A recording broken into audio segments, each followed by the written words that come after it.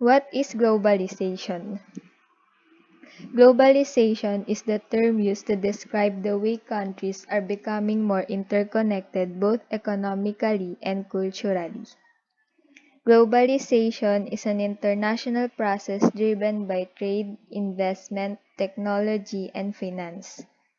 This process has effects on the environment, on culture, on political systems, on economic development and prosperity, and on human physical well-being in societies around the world.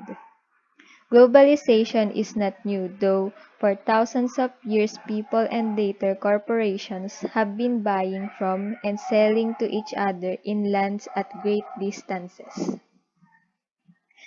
One such example is the Thin Silk Road across Central Asia that connected China and Europe during the Middle Ages. But what exactly drives globalization? Over the past 20 years, there have been significant developments in both communications and transport technologies. The introduction of specialized bulk carriers and container ships has helped to reduce the cost of transport and greatly increase the volume of world trade.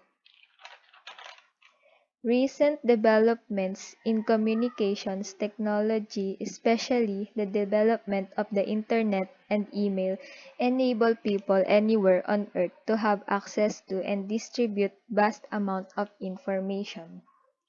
The production and distribution of goods and services is increasingly dominated by very large companies known as transnational corporations or TNCs. The business links of TNCs create a more integrated world economy where decisions made in one country can affect people in other parts of the world. International trade has given countries access to goods and services they are unable to produce themselves or can obtain more cheaply from other places.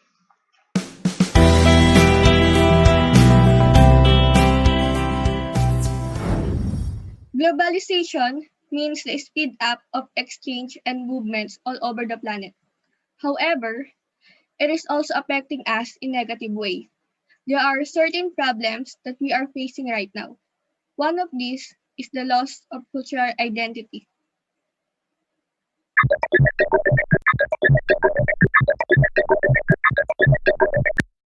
Cultural identity. Cultural identity is the identity of belonging to a group. It is a part of a person's self-conception and self-perception and is related to nationality, ethnicity, religion, social class, generation, locality, or any kind of social group that has its own distinct culture.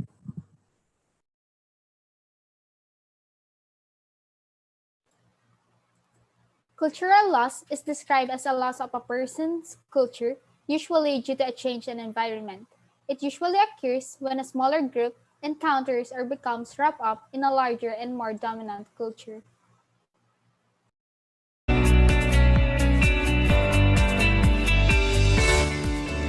With increased migration and the growing popularity of international schools, the number of children learning in a language other than their mother tongue is growing rapidly.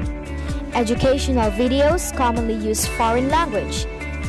Even the nursery rhymes played for babies use other language, commonly English. Having a strong mother tongue foundation leads to a much better understanding of the curriculum, as well as a more positive attitude towards school. So it's vital that children maintain their first language when they begin schooling in a different language.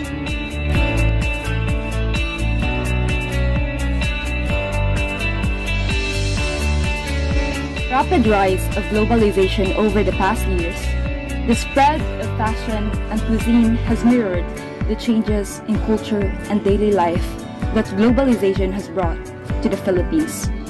It is also because clothing styles and foods have been one of the most obvious and poignant indicators of cross-cultural interchange, which we can relate during wash days in school.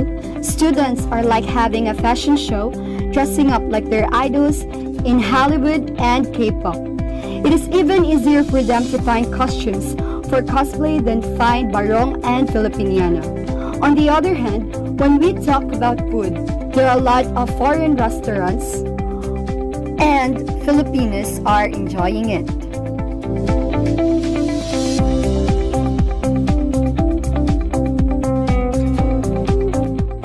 Because of the competition and change brought up by globalization, people tend to study more foreign ideas, language, and culture.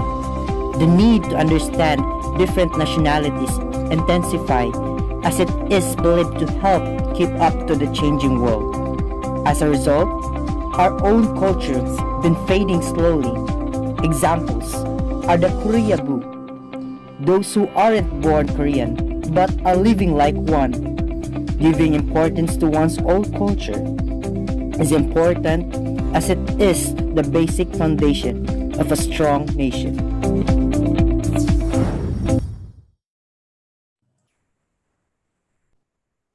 In this globalized world, cities are becoming clones of each other, and people are converging into fake stereotypes. Gone are the unique cities that carry so much history and culture in every corner.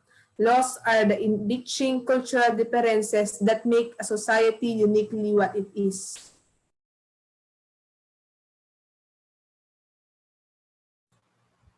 We're losing one of the things that count the most: our identity, the uniqueness in us, which makes us special and allow us to stand out from the crowd.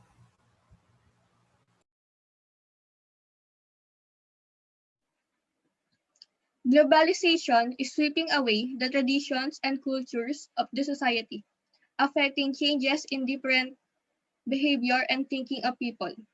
It is understood that a culture loss seems to apparent in some communities where the main culture is weak.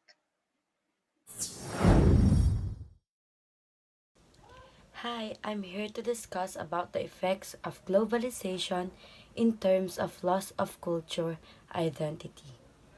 The first effect is bring changes in language.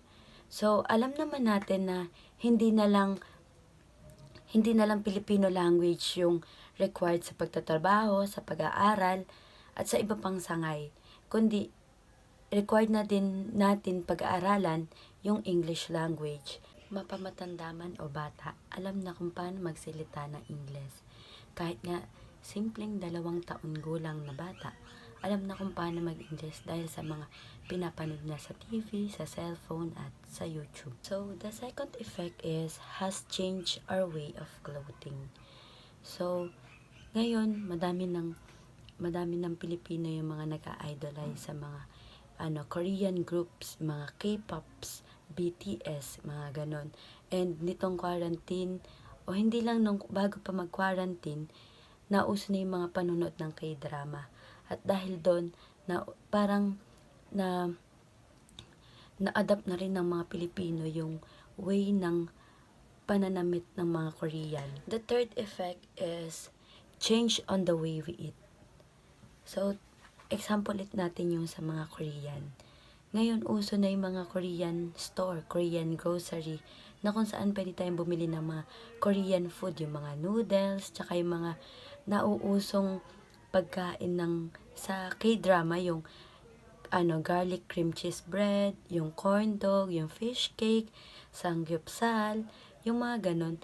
Sa ngayon, parang iyon na yung karaniwang hinahanap ng mga Pilipino, lalo na tuwing may occasion sila. Tapos, ginagaya na rin nila. Nung quarantine, nung lockdown, nauso din yung dalgona coffee na nagmula dun sa isang K-drama na napanood. So, nauso yon. So, the fourth effect is has changed the way of communicating. Dati hindi pa uso yung mga technologies tulad ng phones, laptops, iPads, computers, and other apps na makakatulong sa atin para makapag-communicate lalo na sa mga taong malalayo.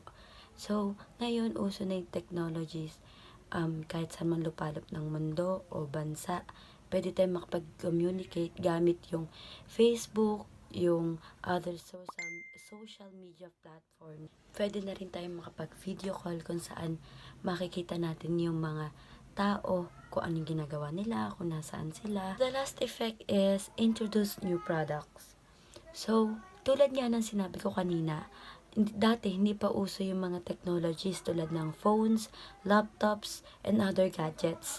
So ngayon, meron na tayong iba't ibang klase ng gadgets tulad ng phone. Yung phone, ang dami nang lumalabas ngayon ng mga iba't ibang model, may iba't ibang features na pwede natin gamitin sa pang-araw-araw na buhay natin.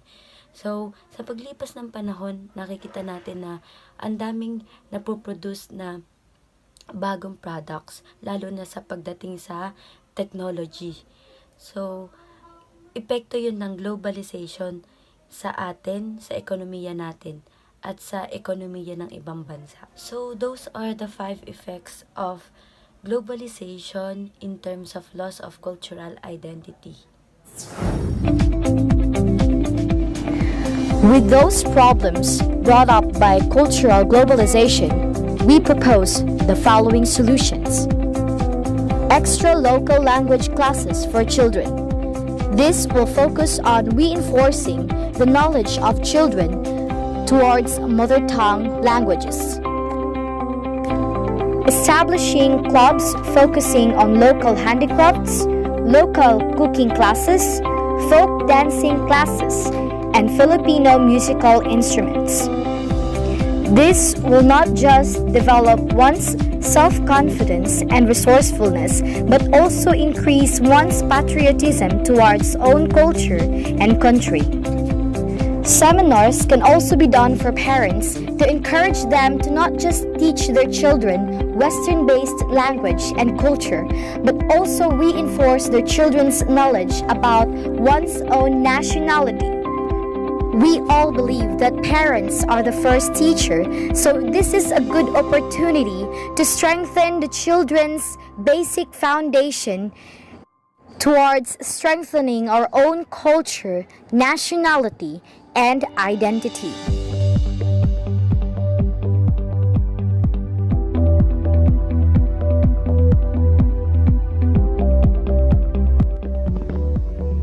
And remember, in order to be universal, one must be rooted to its own culture.